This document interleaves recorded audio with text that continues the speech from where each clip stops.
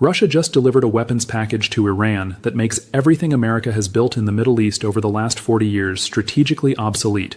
Not a single missile system, not a symbolic transfer, not the kind of arms deal that shifts balance marginally and gives both sides time to adjust. Russia delivered an integrated $900 million combined strike and defense architecture that the Pentagon has privately admitted it cannot defeat. $900 million, 27 cargo aircraft.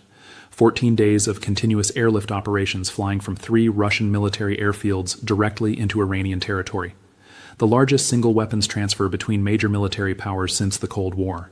And the contents of those aircraft changed the rules of engagement for every American soldier, sailor, and pilot operating within 2,000 kilometers of Iranian borders. Here's what landed in Iran. The S-400 Triumph air defense system. 4 complete battalions, 32 launchers, 384 missiles capable of engaging targets at ranges up to 400 kilometers and altitudes up to 30 kilometers. The system that NATO has spent a decade trying to counter and has never successfully penetrated in combat conditions. The Iskander-M tactical ballistic missile system. 24 launchers, 96 missiles, range 500 kilometers, accuracy 5 meters, flight profile quasi-ballistic with terminal maneuvering that no existing American defensive system has ever intercepted in operational testing. The Bastion-P coastal defense system. 8 launchers, 64 P-800 Onyx missiles. The anti-ship weapon that travels at Mach 2.5 at sea-skimming altitude and has an engagement range that covers the entire Persian Gulf from Iranian territory. And the component that makes all of these systems exponentially more lethal, the Nebo-M integrated radar complex. The mobile radar system that can detect stealth aircraft at ranges exceeding 600 kilometers. The system that makes the F-35's $1.7 trillion in visibility investment partially worthless over Iranian airspace. The Pentagon received confirmation of the delivery 72 hours ago. The response was not a press conference, not a diplomatic protest, not the usual theater of official concern that accomplishes nothing. The response was an emergency classified directive to all regional commanders containing 7 words that tell you everything about what this delivery means. Assume all offensive operations are now contested. That sentence, issued by the chairman of the Joint Chiefs to every American military installation in the Middle East, is the most significant admission of vulnerability since the Vietnam War. Here's what this $900 million package actually does, and why every American military planner who understands these systems is privately terrified. The S-400 creates what military strategists call an anti-access area denial bubble. Within 400 kilometers of the S-400 launchers, every aircraft operating at every altitude faces engagement by missiles traveling at Mach 12. The 40N6 long-range interceptor can hit targets at the edge of space. The 48N6 can engage multiple aircraft simultaneously at medium ranges. The 9M96 provides point defense against cruise missiles and precision munitions. Let me translate that into operational reality. An American F-35 approaching Iranian airspace to conduct a strike mission faces detection at 600 kilometers by the Nebo-M radar. The aircraft's stealth characteristics, designed to reduce radar cross-section against older systems, provide limited protection against the Nebo-M's multi-band tracking. By the time the F-35 reaches weapon release range, approximately 150 kilometers from target, it has been tracked for 7 minutes. Interceptor missiles have been allocated, launch solutions have been calculated, the F-35 can attempt evasion, it can deploy countermeasures, it can execute high-G maneuvers designed to break radar lock. None of these tactics have been tested against the S-400 in combat.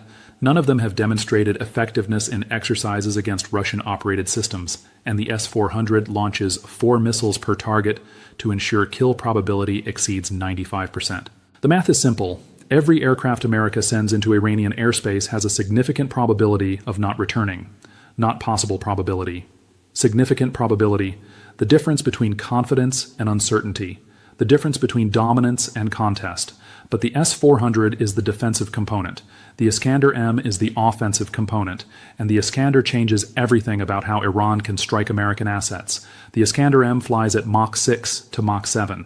It maneuvers during its terminal phase. It carries a 700-kilogram warhead that can destroy any military installation it hits, and its 500-kilometer range puts every American base in the Gulf within strike envelope from Iranian territory. Al Udeid Air Base in Qatar, 700 kilometers from Iran, within range. Al Dhafra Air Base in UAE, 400 kilometers from Iran, within range. Camp Arifjan in Kuwait, 500 kilometers from Iran, within range. Every aircraft, every fuel depot, every command center, every ammunition storage facility at every American installation in the Gulf can now be hit by a weapon that no American defensive system has ever successfully intercepted. The Patriot system protects these bases. Patriot was designed for a different era. It can engage ballistic missiles following predictable trajectories. It has never demonstrated capability against maneuvering quasi-ballistic weapons traveling at Mach 7. The system might work, the system might not work. Nobody knows because nobody has ever tested it against this specific threat in combat conditions. That uncertainty is itself a strategic defeat, but the land-based systems, as transformative as they aren't even the most dangerous element of what Russia just delivered, because the Bastion-P coastal defense system changes the naval equation in ways that make the Persian Gulf effectively a no-go zone for American warships. The P-800 Onyx missile travels at Mach 2.5, at sea-skimming altitude, with a range of 500 kilometers when launched from coastal positions. The missile can be programmed to approach targets from multiple angles. It can perform evasive maneuvers during terminal flight, and it carries a 300-kilogram warhead designed to penetrate naval armor and detonate inside the ship. The USS Abraham Lincoln Carrier Strike Group is currently operating in the Arabian Sea.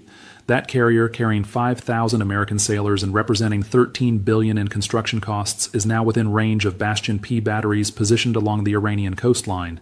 The Aegis combat system that protects the carrier has never been tested against massed P-800 attacks. Simulations suggest that a salvo of 12 or more Onyx missiles approaching from multiple vectors at Mach 2.5 would saturate the defensive envelope.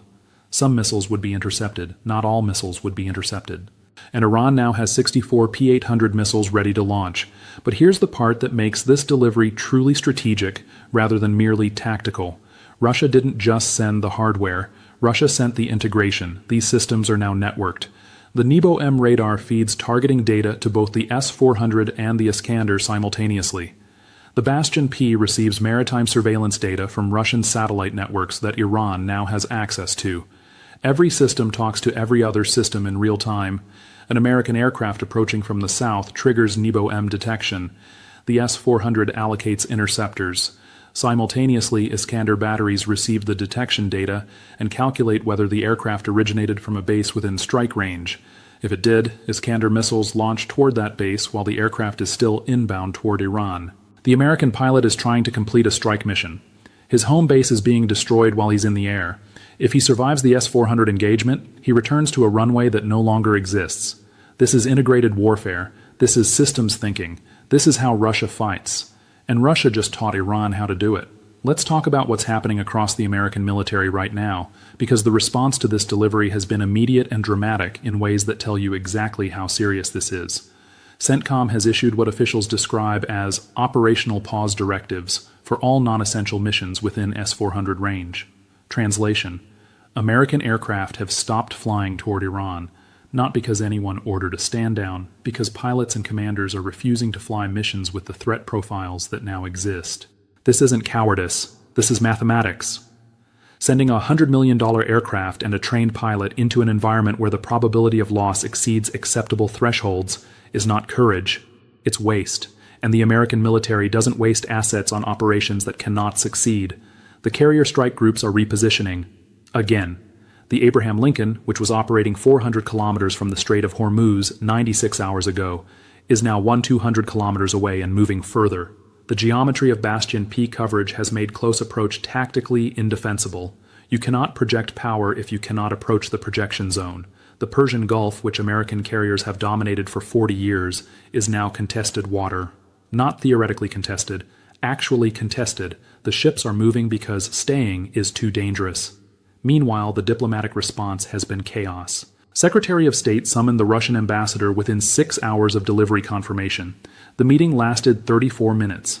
The Russian ambassador reportedly stated that Russia's military cooperation with sovereign nations is not subject to American approval and that the weapons are defensive in nature and pose no threat to nations that do not attack Iran. That statement is technically accurate and strategically devastating. The S-400 is defensive, the Bastion-P is defensive. The Iskander can be characterized as defensive if you define it as response capability rather than first strike capability. Russia has framed the delivery as protection for Iran against American aggression. And here's the part that makes the diplomatic situation impossible. Russia isn't wrong. America has been conducting strikes against Iranian assets for years. American sanctions have crushed the Iranian economy. American rhetoric has explicitly threatened regime change. From Iran's perspective, and from Russia's perspective, these weapons are exactly what they claim to be: defense against an adversary that has demonstrated hostile intent. America cannot credibly argue that Iran doesn't need defensive weapons when America has been attacking Iranian interests continuously. The moral high ground that underpins diplomatic pressure doesn't exist. Meanwhile, allies are calculating. Saudi Arabia has requested emergency consultations with Washington about the changing regional security environment.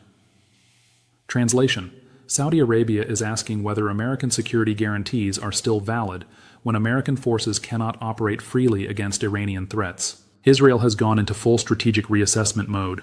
The strike packages against Iranian nuclear facilities that Israeli planners have developed for decades just became significantly more costly. S-400 coverage extends across the approach routes. Losses would be substantial. Success is no longer assured. The UAE has quietly begun reaching out to Tehran through back channels. The Emirates has always hedged between American alliance and regional accommodation. With American power projection suddenly questionable, the hedge is shifting toward accommodation. The alliance structure America has built in the Gulf over 40 years is reconsidering its foundations. And the reconsideration is happening because a $900 million weapons delivery just changed what American power can actually accomplish. Let's be honest about the strategic situation America actually faces, because the official narrative is designed to maintain confidence rather than acknowledge reality. For 40 years, American strategy in the Middle East has rested on one fundamental assumption: American military technology is superior to anything adversaries possess. That superiority allows power projection. Power projection allows influence. Influence allows outcomes favorable to American interests. That assumption just died in a cargo hold. The weapons Russia delivered are not inferior to American equivalents. In some cases, they're superior. The S-400 is widely considered more capable than the American Patriot system. The Iskander has characteristics that no American tactical missile matches. The Bastion-P is a naval threat that American defensive systems are not optimized to counter. Russia has spent 20 years watching American military operations, studying tactics, analyzing vulnerabilities, developing systems specifically designed to counter American strengths. And Russia just handed those systems to America's primary regional adversary. Consider what this means for operational planning. Every strike mission against Iran now requires calculating potential aircraft losses. Not zero losses, significant losses. The assumption that American air power can operate with impunity no longer holds. Every naval deployment near Iran now requires calculating potential ship losses, not damaged ships, sunk ships. Thousands of American sailors at the bottom of the Gulf is now a scenario that planners must consider. Every base in the Gulf region now requires calculating potential destruction, not harassment attacks, complete destruction. Iskander accuracy is measured in meters. A single hit on a fuel depot or ammunition storage creates catastrophic secondary effects. The planning assumptions that have guided American military operations for a generation no longer apply. And no one has figured out what assumptions should replace them. Here's the part that makes this truly dangerous. The Pentagon knows these weapons create strategic paralysis. Russia knows the Pentagon knows. Iran knows both of them know. And the knowledge that American offensive operations have become dramatically more costly changes Iranian behavior. Iran can be more aggressive because Iranian leadership understands that American retaliation is no longer automatic. When retaliation means losing aircraft and pilots, losing ships and sailors, losing bases and soldiers, the calculus changes.